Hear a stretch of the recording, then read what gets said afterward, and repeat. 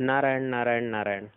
श्रीमद् भगवत गीता, श्रीमद् भागवत के द्वितीय स्कंध में आज हम श्रवण करेंगे मन की स्थिरता के लिए प्राणायाम आवश्यक। सच्चिदानंद रूपाय विश्वोत्पत्त्यादि हेतवे तापत्रय विनाशाय श्री कृष्णाय वयम नमः। बोलिए बालकृष्ण लाल की जय।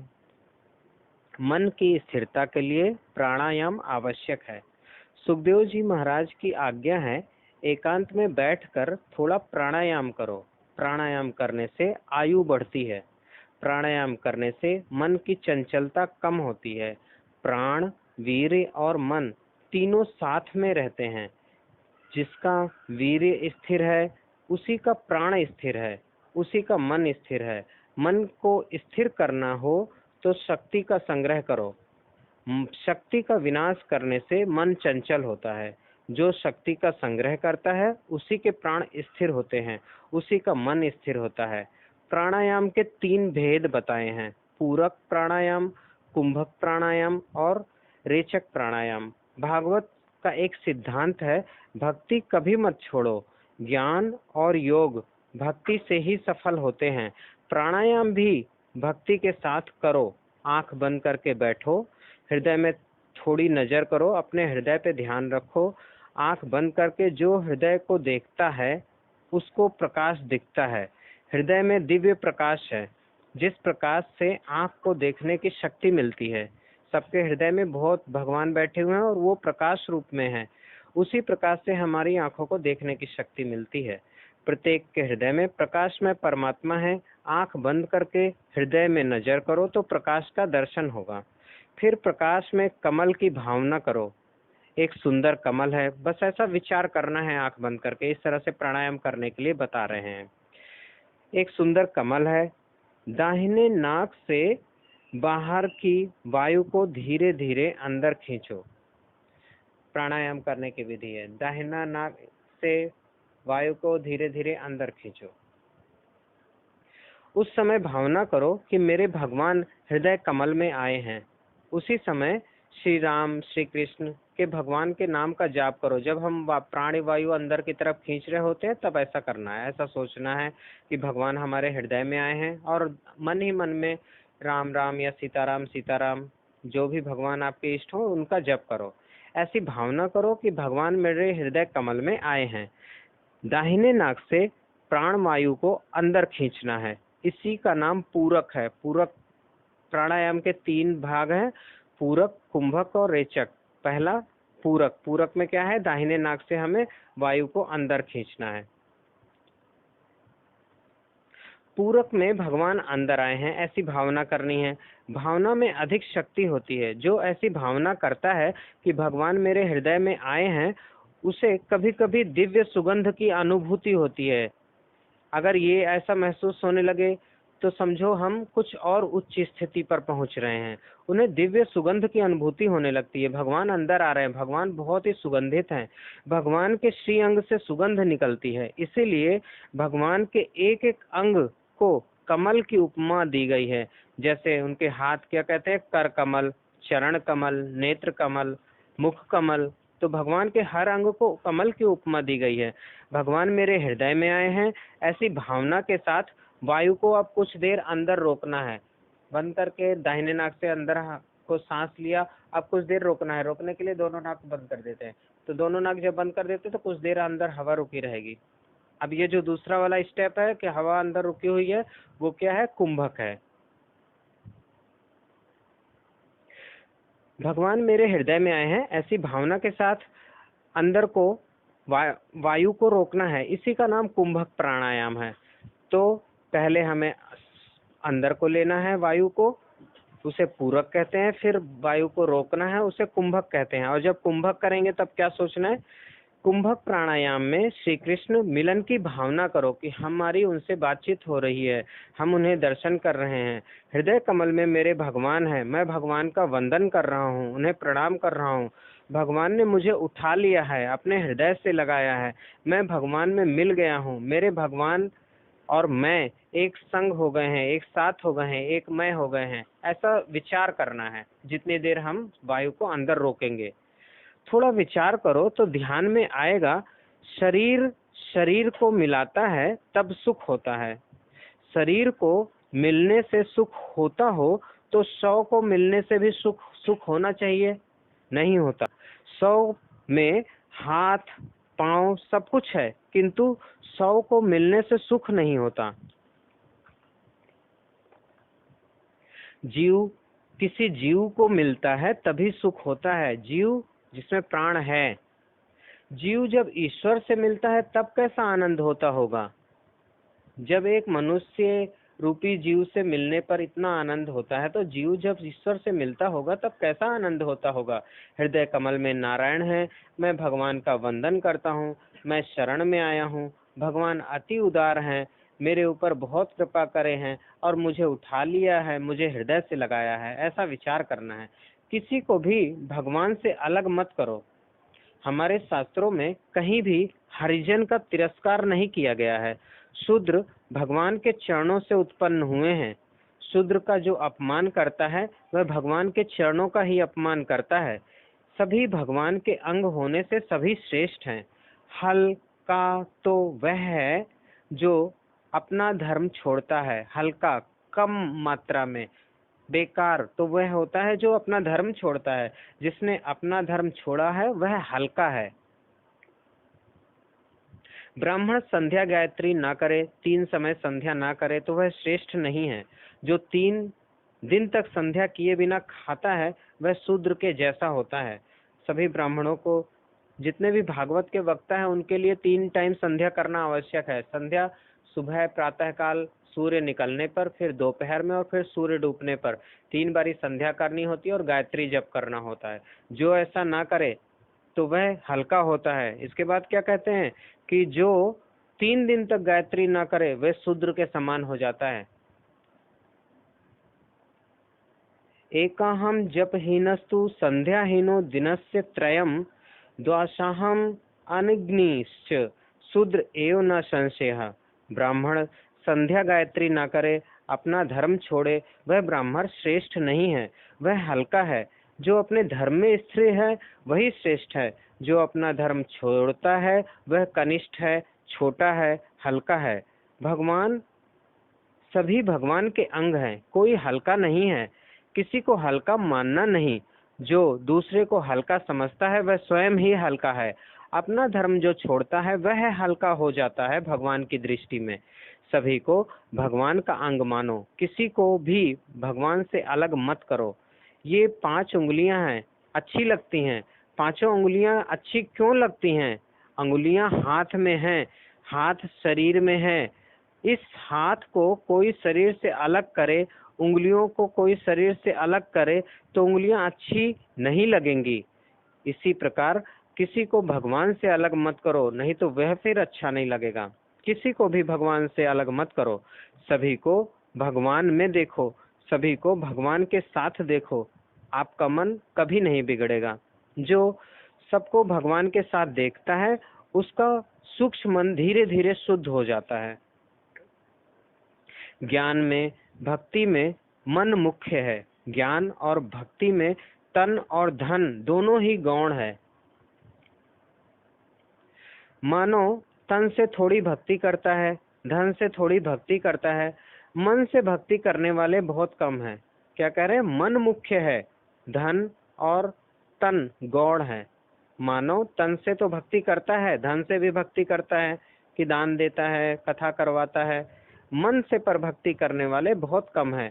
मन से भक्ति करने का अर्थ यह है कि मन भगवान को स्पर्श करे, मन शुद्ध हो, तभी भगवान का स्पर्श कर सकता है। जब मन शुद्ध होगा, प्राणायाम करने से मन की शुद्धि होती है, विराट पुरुष की धारणा करने से सूक्ष्म मन की शुद्धि होती है।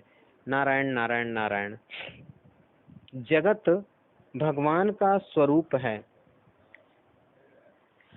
पाताल में तस्य ही पादमूलम पठन्ति पार्षणी प्रपद्ये रसातलम महातलम विश्वसृजोथ गुल्फो तलातलम वै पुरस्य जंघे। पाताल भगवान के चरण में है, सत्यलोक ब्रह्मलोक भगवान के मस्तक में है। सभी के आधार भगवान है, इसलिए जगत प्रभु का ही स्वरूप है। जगत को भगवान से अलग मत करो। साधारण मानव जगत और ईश्वर दोनों को अलग समझता है, इसी से उसका मन बिगड़ता है। जो जगत को भगवान के साथ में देखता है उसका मन शुद्ध होने लगता है। मन शुद्ध होने पर चतुर्भुज नारायण का ध्यान करने की आज्ञा दी है। भगवान का श्रीअंग बादल के समान श्याम है। भगवान के श्रीअंग में मल नहीं है, मूत्र नहीं है, रुधिर नहीं है, हड्डी नहीं है। भगवान का श्रीअंग आनंद से भरा हुआ है। भगवान आनंद ही हैं, आनंद ही भगवान है। सुंदर पीतांबर पहना है।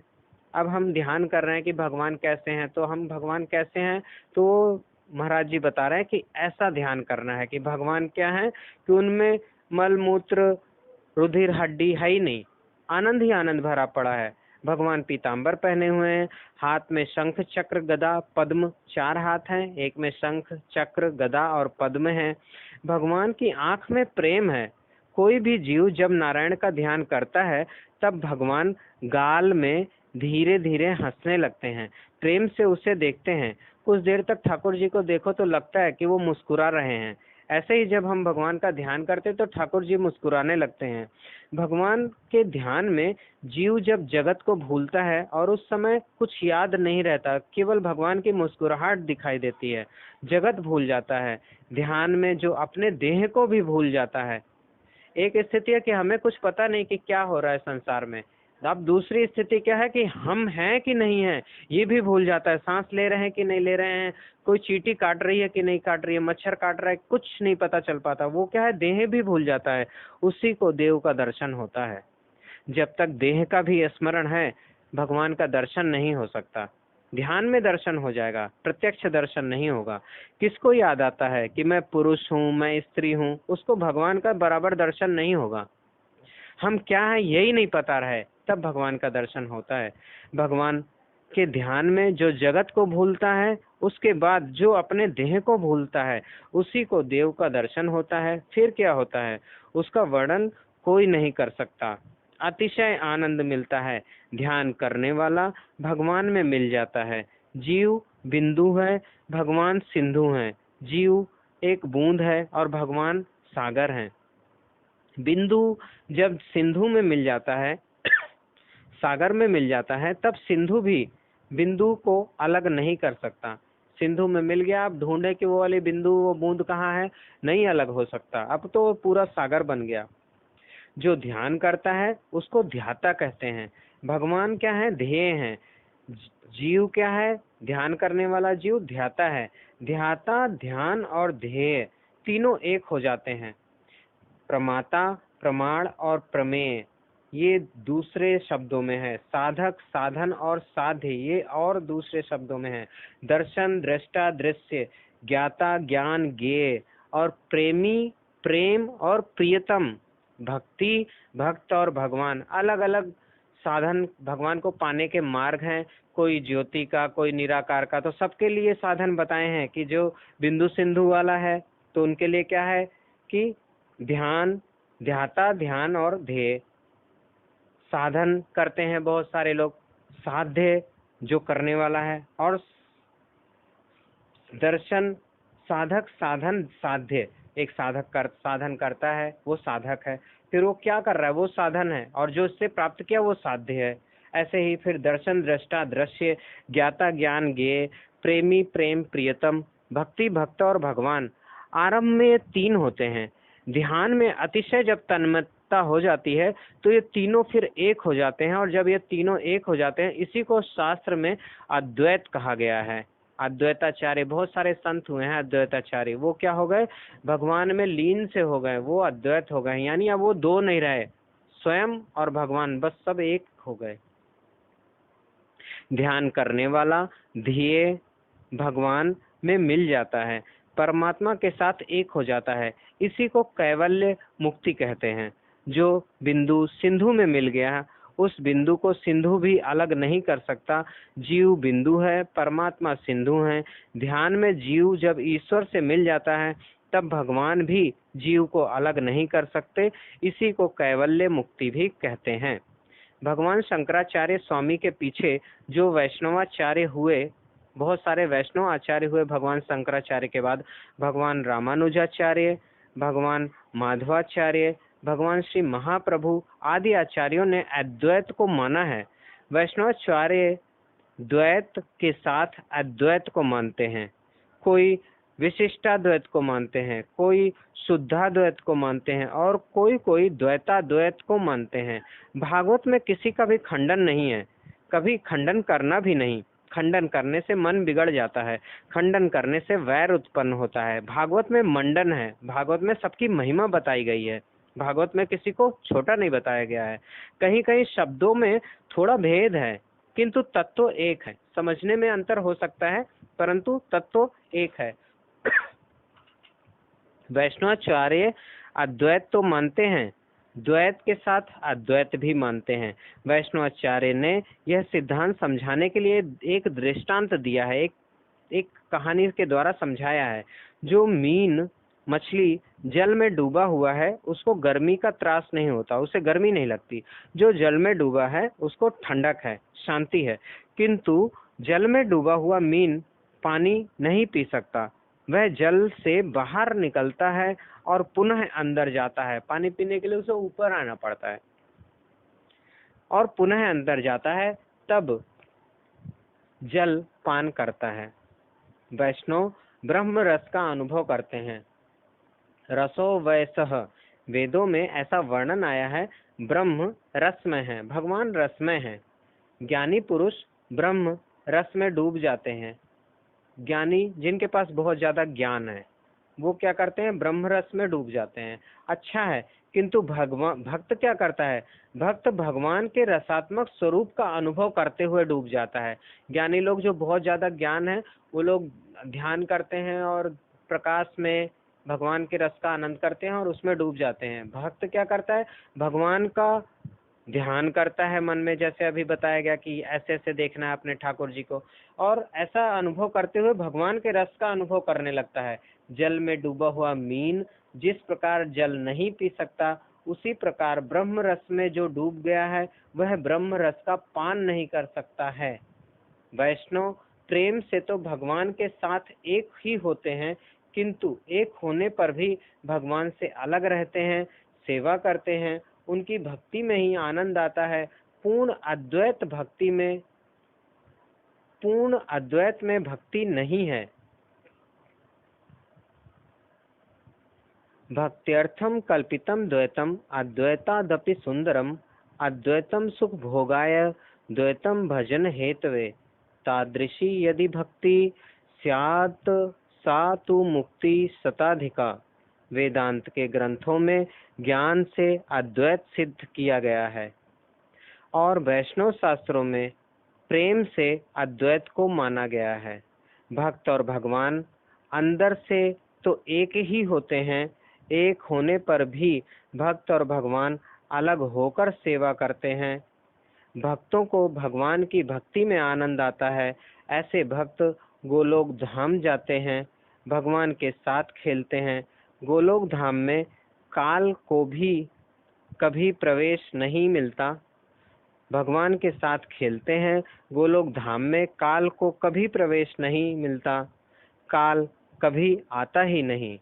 नारायण नारायण नारायण। कल हम श्रवण करेंगे भगवत सेवा में ही सुख।